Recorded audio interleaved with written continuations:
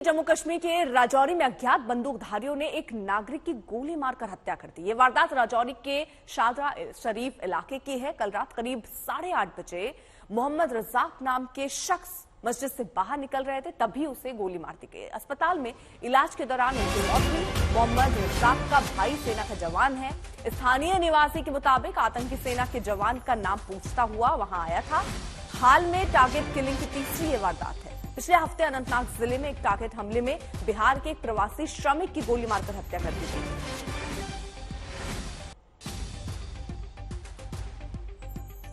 बात यह कि मैं अपने घर बैठा हुआ था, तकरीबन अभी लोग बाहर थे, अपने घर बैठा हुआ था मैं, तो दो फायर की आवाज आई पहले। उसके बाद में जब हम बाहर निकले तो 2 फायर की आवाज उसके बाद में आई।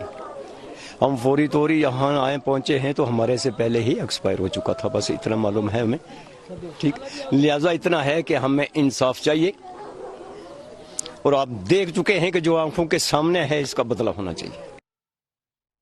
सुनील जी भट्ट हमारे सहयोगी इस वक्त जुड़ चुके हैं। सुनील जी भट्ट, हफ्ते भर में ये 2 किले।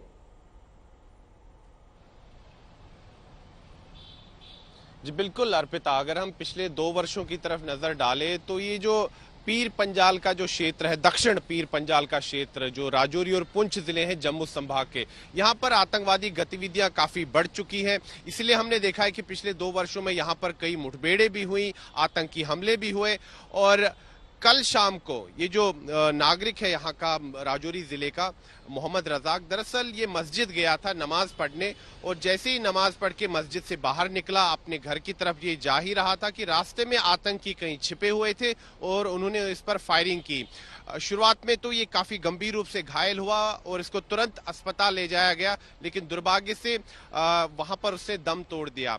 तो एक और टारगेटेड किलिंग यहाँ जम्मू संभाग में देखी गई है। अभी कुछ दिन पहले हमने देखा कि कश्मीर घाटी में भी इसी तरह की घटना हुई।